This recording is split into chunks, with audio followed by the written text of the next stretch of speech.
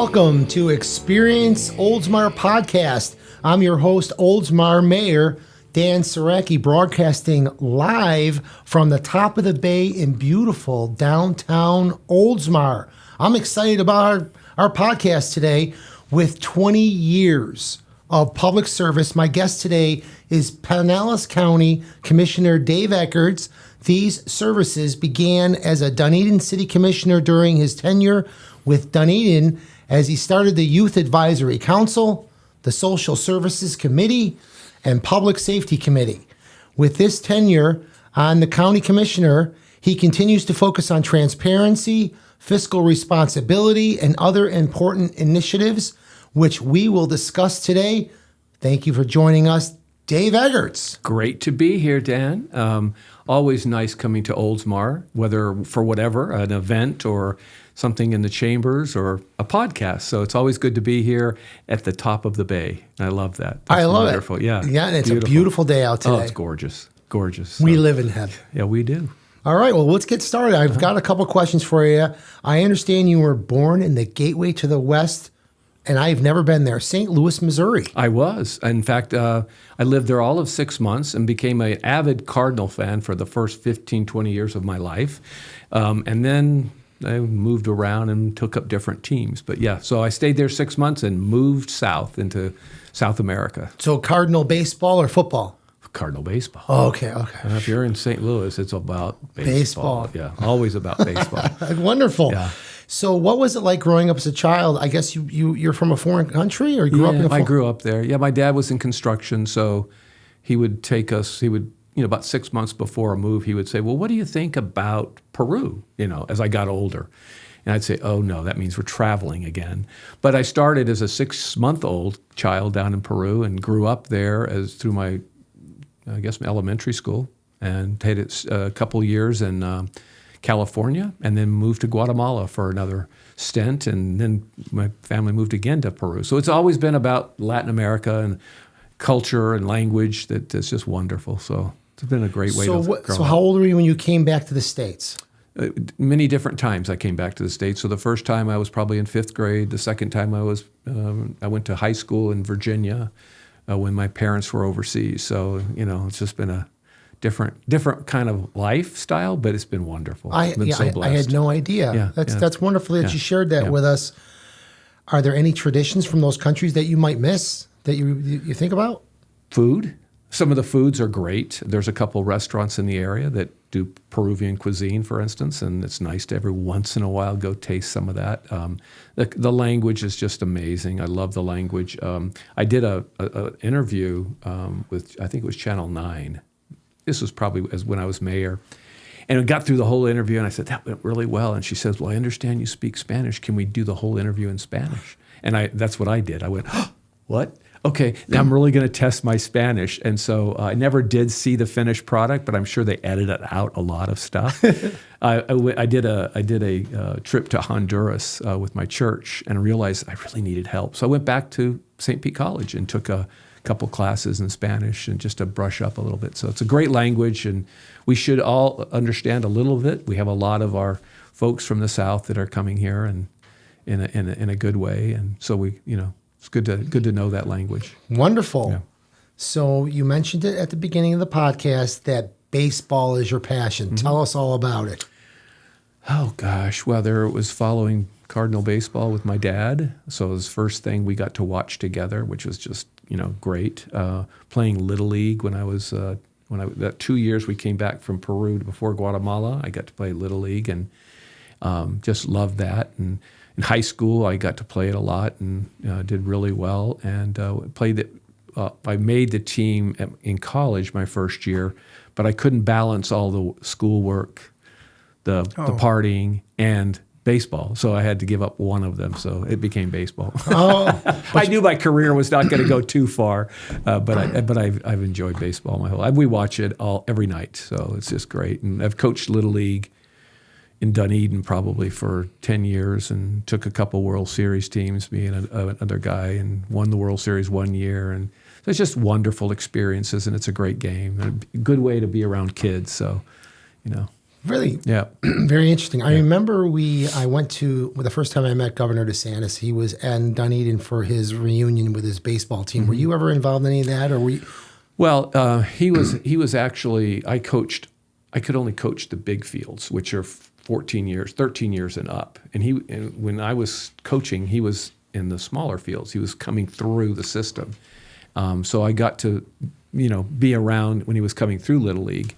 And then one summer he was, when these kids, they play multiple teams during the summer, and he was on one of the teams that I coached, but didn't see him very much. In fact, most of those kids were so good that they probably could coach me. But it was fun, and just having that young man do what he's done and be the pride of a city. It's pretty neat. It's pretty cool to have that. And his parents are just amazing people. So Yeah, I've met his parents. They were very nice. Yeah, great people. And I remember that ceremony that he was there to meet with his team. That I guess they won the championship. Yeah.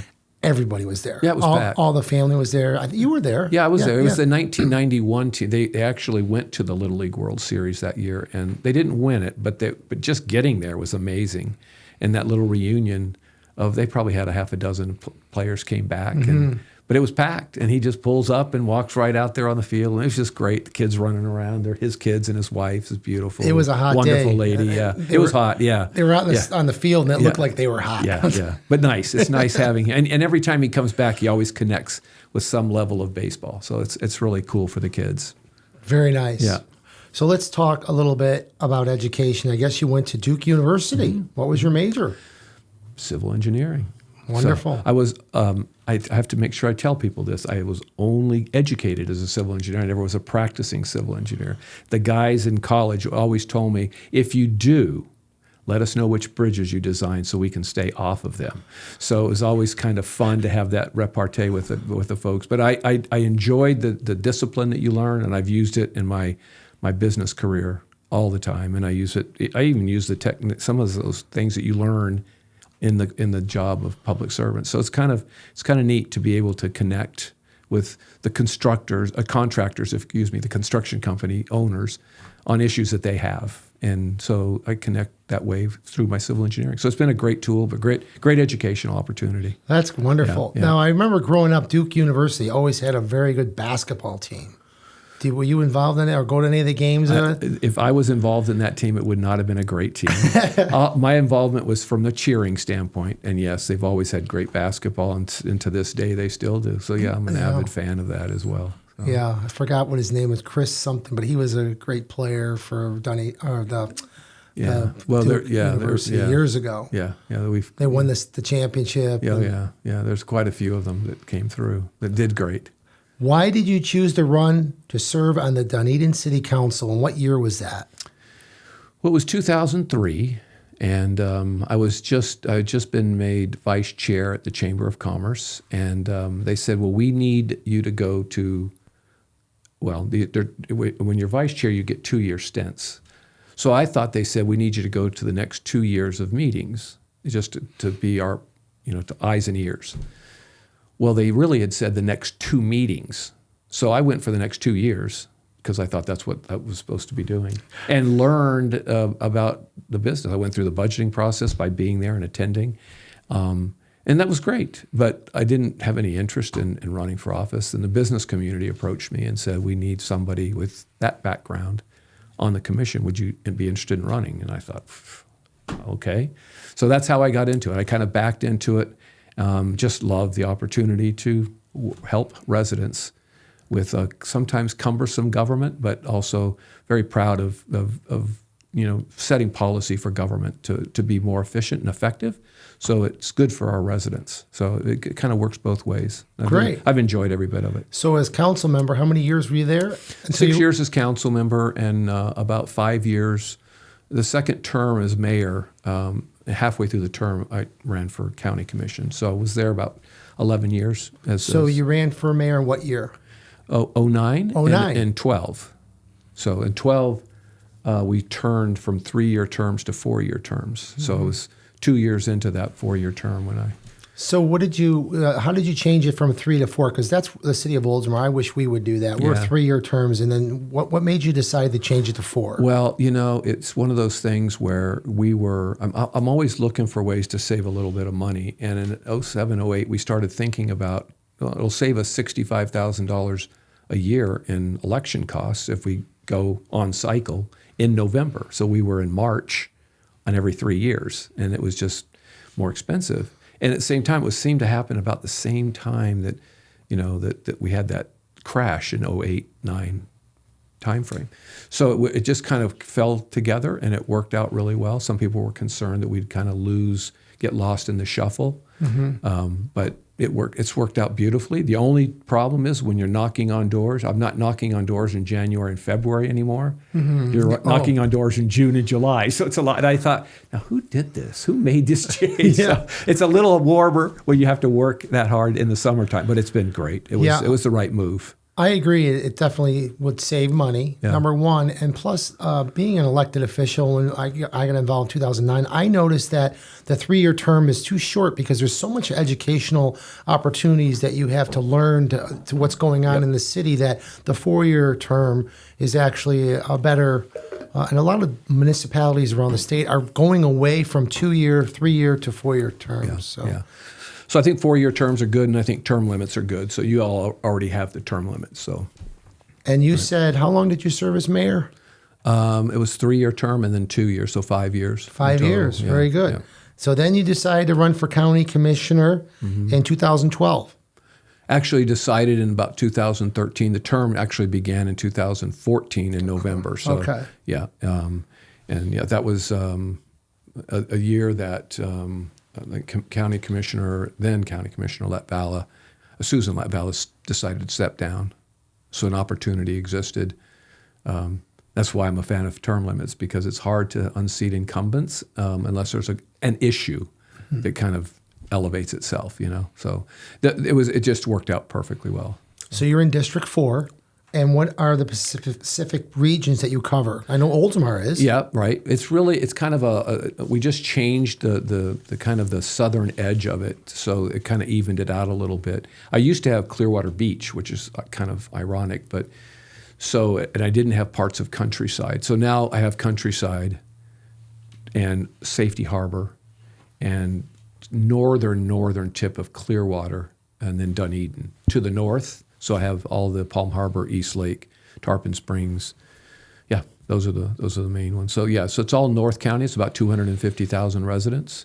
Each of the 4 districts represent about a quarter of the district of the county. So, and then we have 3 at large. So I'm on the very northern quarter of that's the district that the constituents that I represent. But we do work all over the county. Well, I know for really appreciate what you've done for the city of Oldsmar. You're very involved with our Upper Tampa Bay Chamber of Commerce. As yesterday, you were at the luncheon. You spoke to a large crowd. You've always come to events, our parades, and you're always really involved in the city of Oldsmar. And I just want you to know that as mayor, I'm very thankful for that. And I know I speak for the city council. We're very thankful for all you do for our city. Yeah. We are grateful that. Yeah, it's a neat town. It's such that hometown feel that you get, and the commitment to a lot of your recreation and open space. And the other element that is very unique, I think, to Oldsmar is the large business sector that you have here, the manufacturing industry. So when you're in Dunedin, for instance, 95% of that city is residential. When you come over to Oldsmar, it's almost like 70%. You have so much business here, and I think that's great for the city. It's obviously great for the county and great for the region, but great for the city too. So it's just a great mix of residential and business here. And we're still growing. Yeah, more businesses move here every day. There's a magic formula that works for businesses, so it's great. Yeah, I do love the Dunedin downtown, and I'm hoping that future is in our future for the city. I love that little walkable downtown you have, and it's interesting because I'm kind of working a little bit on the downtown Palm Harbor area, and when we started with Dunedin, it was like, you're not going to be St. Petersburg, just be Dunedin. And so you just worked on one block at a time, and eventually it became what it did. So I'd say the same thing to Palm Harbor. You can't be Dunedin. There's no reason to be Dunedin. Be Palm Harbor. And you guys have such a track record here of just beauty and wonder, and it just be Oldsmar, downtown Oldsmar, and it can make its own special, mark. It really is. Our yeah. bike trails and, like you said, our parks. It's very a unique place. Yeah, it's great. So you'll find the way in terms of getting a couple of those developments and some retail activity and more businesses like that kind of give a little synergy and excitement to coming downtown. I agree. Yeah, we got a coffee shop. I'm be opening pretty soon, I guess, in our little downtown area. So I'm really looking forward to that. Yeah. So we're going to talk a little bit about Pinellas County. Since being elected to the county commission, what initiatives have you generated for the communities you serve? And you brought a little bit of this up yesterday at the luncheon. Yeah. I'd like to think that I had a hand in a lot of the things that go on, a lot of the decisions that we make. I think a couple of things that stood out to me when I was thinking about that. One is that we brought the Purple Heart County. We created Purple Heart County. It wasn't that way before, and that to me was very important as a way to kind of put focus on our veterans. Veterans make up about 10% of our population in Pinellas County, and we can't do enough to recognize the significance and importance of that. So that was one of those things that really kind of, I feel like I've left a mark, and I thought it was important. Having, a good representation on our Tourist Development Council is really important. So we have, right now, the mayor of Dunedin is on there, but we also have a business, Innisbrook is now on there, and we didn't have Innisbrook on there before. Mm-hmm. And so I felt it was tilted a little bit more to South County and Mid County, and we needed some representation. So to me, that was an important piece of trying to bring that voice, because you guys have made great strides yourself in your bicycle course over here that's international, and BMX. Yeah, yes. Your BMX club, and that's kind of a big deal as far as bringing tourists here and bed taxes and all that good stuff. So Oldsmar's doing its piece, and certainly Innisbrook was. So we just wanted to make sure that we had a little bit more voice on that. So that was an element that was important. I mean, there's several other things, but those things kind of, we have what we call I call it city manager light. Like you have a city manager that runs your city. Mm-hmm. I felt it was important for North County, that has about 20,000 unincorporated residents, kind of in between these 5 cities that are up in North County, that they have somebody that kind of runs the show on a micro level, so that they can work with all the other departments at the county, kind of cross over, and also work with the different cities as a liaison if needed. And so I pushed that real hard, and so we ended up getting 3 of those. One for Mid-County, which is around Lalman, and I always joke with Commissioner Justice, I call him Mayor Justice, because Lalman is his kind of baby. But we had one there, one for South County, and then one for North County, and that was something that I pushed hard. I know he pushed hard on it too, but the previous county administrator had no interest in it, and the new one came in and said, well, it just makes total sense. So those kind of things are important, and I felt that kind of if you want to call it initiatives, but it's always a team effort when we get things done. That's great. Yeah. You touched a little bit yesterday at the MPO. They're talking about Pinellas County. Some regional efforts. There's some trouble over in Hillsborough with the current HART system, and we've got PSTA, and then we've got Pasco. What do you think of that MPO for the whole region as far as transportation goes? You think it's going to help? Yeah, well, I'll say this. I think that we have to look regionally at different levels and different avenues. And one of them is just to kind of get a picture of how we can do things better working together. Mm-hmm. We figured it out with Tampa Bay Water. So we have a regional effort with that. It brings water to 2 million residents in Pinellas, Pasco, and Hillsborough County. There's 9 members on there, 3 from each county. It works out beautifully. It doesn't mean it's perfect. We have bumps in the road, but it works really well. The state has expressed interest in us uniting as a single MPO for the region. We support that here locally. The local MPO does. And it's going to be mixed. The mix is going to be more by population. So Hillsborough will have a little bit more, but between Pasco and Pinellas we'll have more than Hillsborough. So there'll be a nice check and balance system. But as the district secretary said, a rising tide, boats all rise, right? So I'm not sure what that saying is, but it helps everybody economically. And we'll get more money to the area to dole out if we do that. A couple of years ago, they asked us, they challenged us to one project in your region that you all can get behind. So I made the motion in Pinellas County and the MPO here that the number one project be State Road 60 I-275 interchange. It's not in Pinellas, but it helped all of us. And it took about 6 months to get all the governments on board. And about 6 months after that, we got the $1.2 billion for that interchange. It didn't go to South State. It didn't go to the East Coast. It went to this Tampa Bay area. So I think that kind of woke us up a little bit too. We got to figure out a way to do that. So I kind of look at it like an inverted pyramid. We got to get all the money we can in this region, and then we got to figure out how to disperse it locally. I mean, we can't lose that touch either. So we're working on some things. We're going to work on that parallel path kind of thing for the next 2-3 years to see if we can bring it about. But I think it's going to be a really important aspect to bringing more attention. I said this the other day, but an economist said once that this region is probably a super region in the country. Businesses know they don't care about property or county lines. Schools don't care about them. The governments seem to care about them. And he said, if the governments can ever get their act together, this could be one of the premier regions in the country. So I think there was something to that. And I think so next month, first time ever, we're going to have a summit between Pasco County, Pinellas County, and Hillsborough County at the airport. We're going to have probably 2 hours of dialogue on probably 4 to 6 issues. First time ever? First time ever.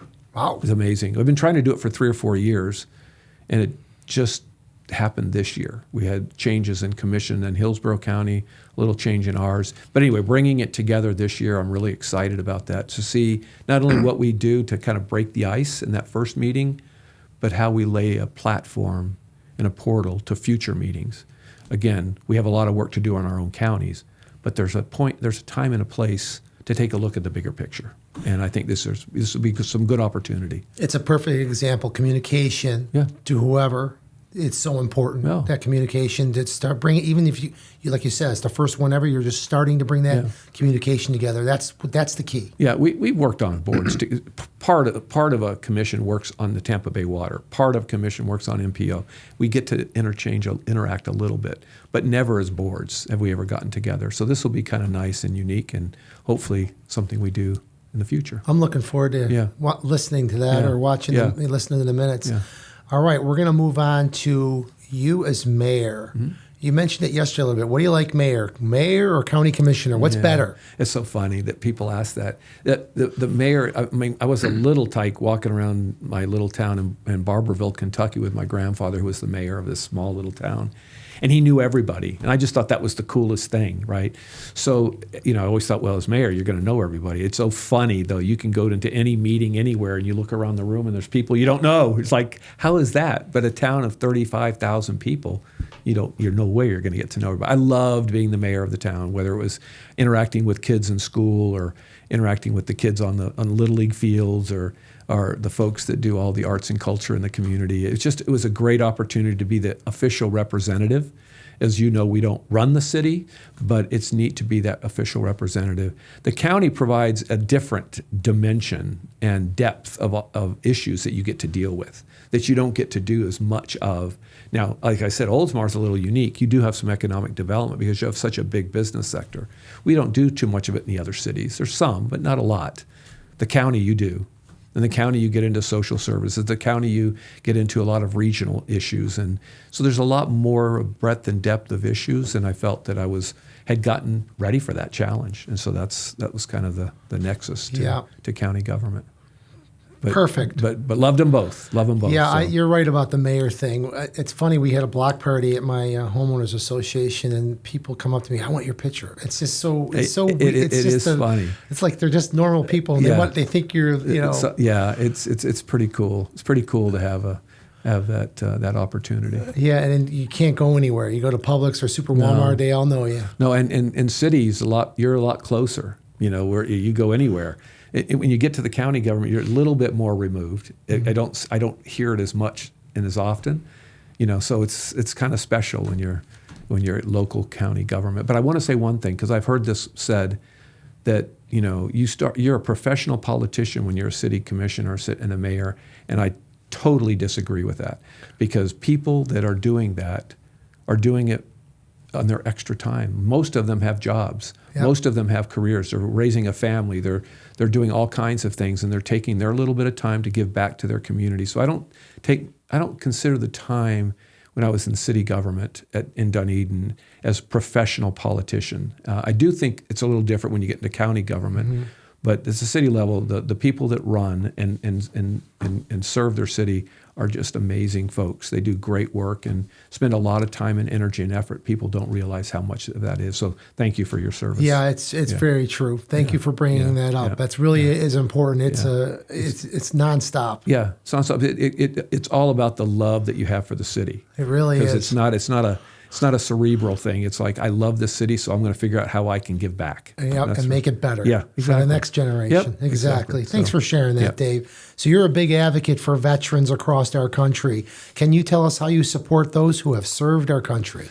Yeah, well, first and foremost, and started in Dunedin when I was the mayor there, and a man named Danny Souter. We were at a Memorial Day event, and he came over to me after the event and said, can I talk to you about something really important? I'd love for our city to be the first Purple Heart city in America. And I said, let's sit down. And about 2 hours later, we got up and said, you take care of your end of it and get the Purple Heart people behind it, and I'll take care of my end of it. And we made it happen. So Dunedin became what we thought then was the first Purple Heart city in America. We found out later there's this little town up in, I think it's Wisconsin somewhere. It was actually the first Purple Heart city. But besides that one, we were the first Purple Heart city in the country. But it was really about an opportunity to give recognition. We have a Purple Heart event every year. And in the center of our downtown, we have a Defending Freedom sign that we put up. And it's a permanent sign.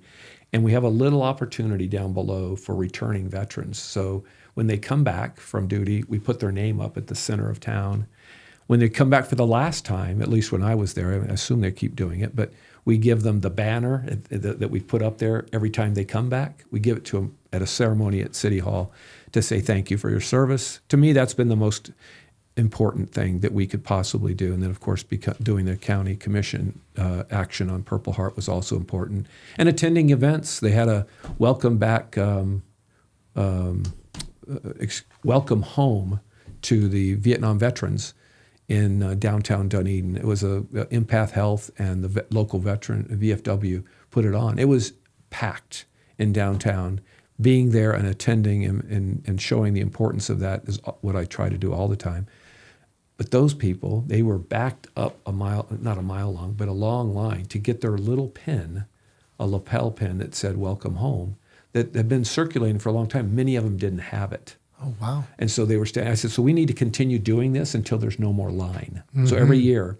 And then I said, when we don't have a line, we just still do it anyway, because the veterans from Vietnam were treated so badly when they came home. So it was really a neat event. So attending events, attending your VFW and your Legion is all important stuff. So yeah, always put those folks up there first. I found out personally about my great uncle. He was a Purple Heart recipient. I had no idea. I just found out last year at Memorial Day, right before, from the VFW with their help. Yeah, I'm a member now of VFW and the American Legion, and I love sponsoring and helping them, with their fish fries or whatever. Yeah, whatever it is. It's great. It's just the people in there are just, I don't know how to explain it. They're just a culture of people who just love veterans and believe in our country. Yeah, and there's one of those issues in the county that we're really focusing on is mental health, and coming up with a system that allows people to plug in for help.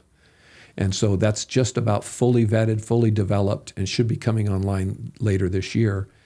But it'll give opportunities for veterans who are still suicide rates of 22 a day in this country, to plug in, to have a dialogue virtually, to talk to how do we get you some help? Is it an emergency, or is it something that we can set up an appointment with you? And we have all of these folks that are in that industry waiting for the call from this portal that we're going to provide. It's going to be state of the art, unique in this country. I'm excited to see how it unfolds. But it's really important part because we have our some of our kids in high school, they're having issues, and we have too many. One suicide is too many, but we have suicides at that level as well. But different parts of our life and different parts of our community experiences those difficulties. So it's nice to be able to do that, especially for our veterans. Great. Yeah. Thanks for sharing all that. I got one more question. Yesterday, you touched on some of the larger issues in Pinellas County that we face today. Can you just briefly talk about that extension? You brought it up yesterday on the US 19 North. They're gonna expand that. Yeah. Well, and somebody was, I think, tried to give me credit for it yesterday. But again, I think that's a teamwork effort. I would say if there's anybody that should deserve credit, it's probably Commissioner Seal, who's no longer on the commission, who decades ago, when she first got on there, started that idea that we needed to allow people to go from Dunedin to Clearwater in less than half an hour, because it was like that. That's how bad 19 was. And so they started that overpass at the key intersections. And so starting this month, I think, as officially begin a 2-year process, 2.5 years of building the next overpass at Curlew. And it's going to involve frontage roads from 580 all the way up to Curlew and just beyond Curlew. And then the last one will probably be at Tampa Road, and that's probably maybe 5 to 10 years out.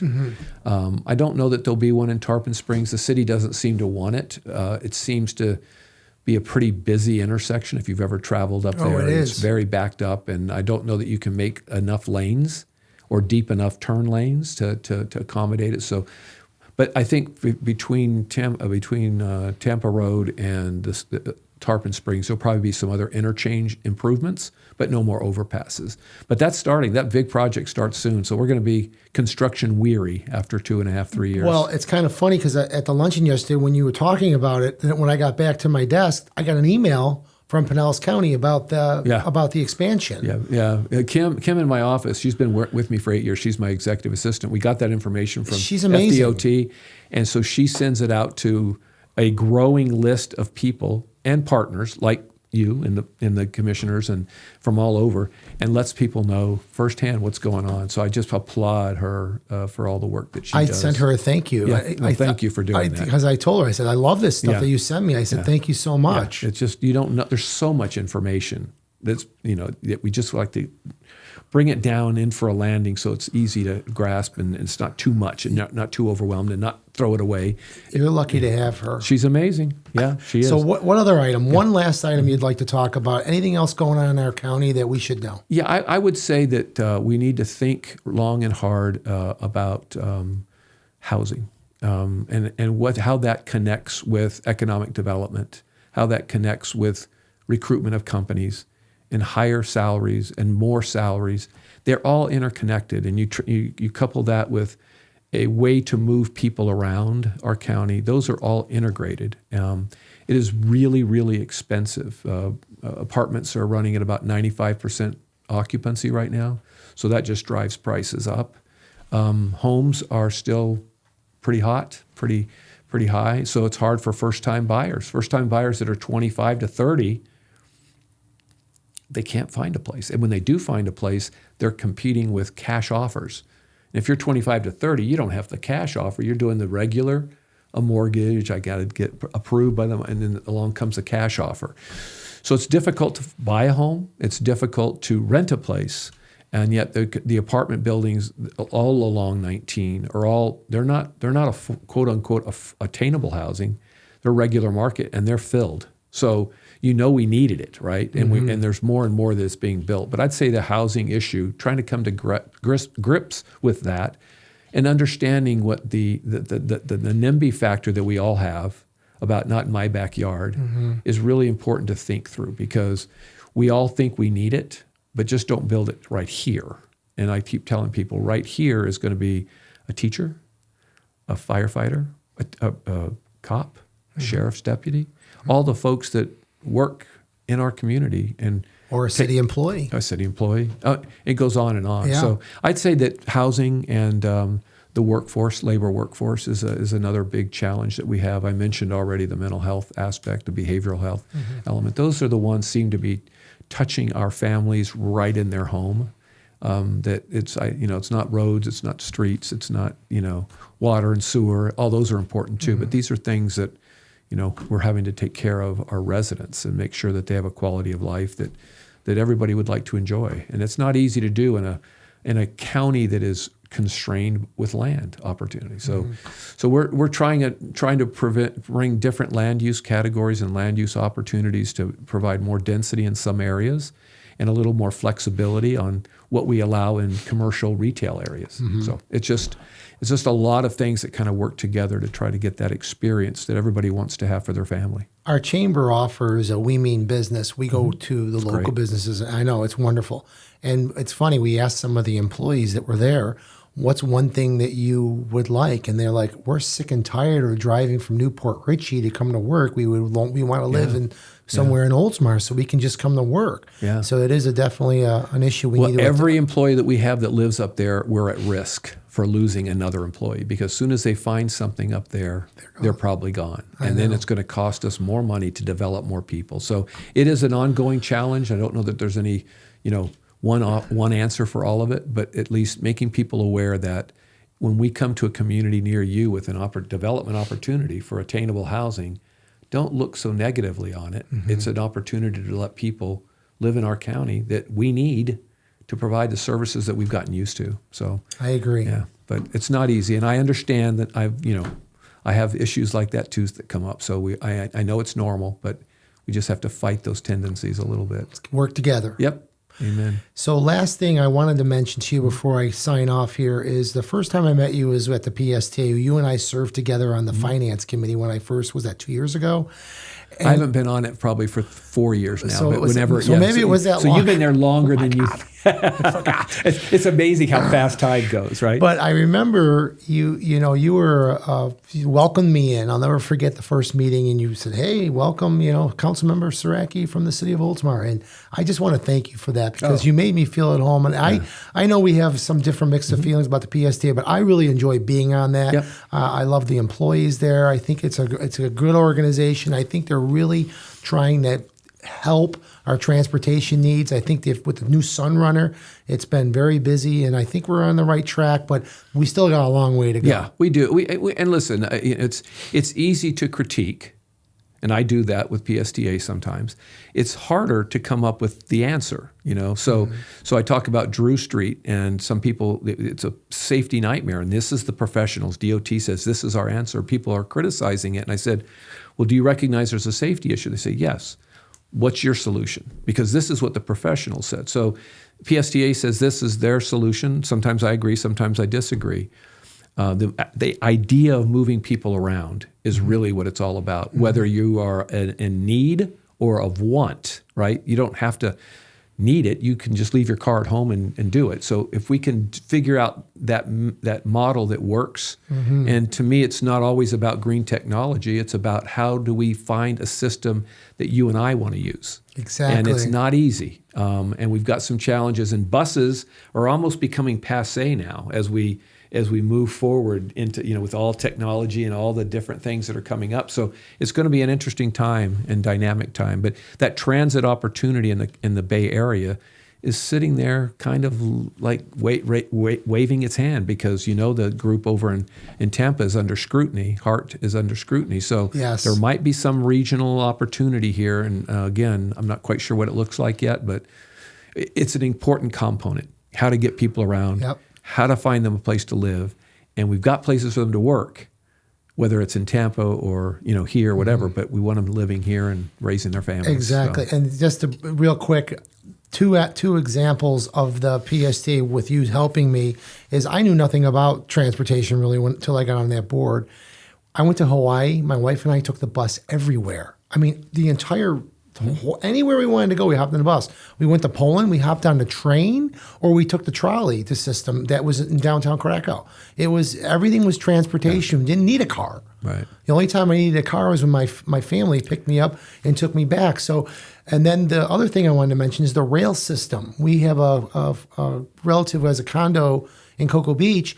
And that rail system is opening up. I saw yesterday in the paper, it's opening up next week or in 2 weeks in Orlando from Titusville. So, I mean, that's... So there's pieces, and that little piece is supposed to be working its way to Tampa. To the airport. Yeah, so there's connectivity that's happening, and it's not bus. Yeah. But it is an avenue that we would use for some. If I go to South, I would love to be able to hop on a rail to get down to South, the south of the state, and not to have to drive down that whole way. But those opportunities don't exist here in the Tampa Bay area. I'm not quite sure what the model is going to look like. But we're only at 1.5% of our riders that use transit in this county, so we've got work to do. Right. I'm not saying we haven't done good things. I just said we have work to do. So we'll see. We're on the way, though. Yeah. We're on the way. There you go. And I like your optimism as well. Yes, and the one thing I wanted to mention too is we stopped for gas. We were running out of gas to get to Cocoa Beach, and we were right next to the rail system. And the train, I mean, it literally flew by. I don't even know how fast, but I mean, it was flying, and it was coming from Fort Lauderdale on a test run to Titusville at the new train station. So I saw it in action, and I was really impressed. Yeah, but and that's the good stuff. But if you want to get from Oldsmar to the beaches, or Oldsmar to my offices in downtown, it's an hour drive. Get a bus there. Yeah, and that'll take you 2.5 hours. So we've got, again, good stuff. We got work to do. Yeah. And that's why people like yourself are on that board. Yeah, I want to make a answers. difference. Yeah. I'll be vice chair this year. Next year, I'm going to be chair. So God bless you, my friend. I know. I'm ready to make some changes on that transportation. You guarantee. Yeah. Well, thank you, Commissioner Eggerts, for being my guest today. The pleasure. I'm very excited. To find out a list of podcast segments, visit experienceoldsmar.com. I'm your host, Oldsmar Mayor Dan Saracki. Until next time, I invite you to check out all the great things you can do to experience the top of the Bay of Oldsmar. What do you think of that new logo? I love it. I love the logo. I love the tagline better. The logo's great, but the tagline is perfect. And what is it? Top of the Bay. I know. It's beautiful. I know. It fits in so many ways, right? I mean, it's just perfect. Yeah, the sunsets in Ariel's Park with that little sun. It's just wonderful. It's perfect. I really appreciate you coming out, Dave. Good to be here. I think we had a great conversation. Yeah, nice. And I look forward to working with you in the future. Sounds good, my friend. Thank you for inviting me. You got it. Bye.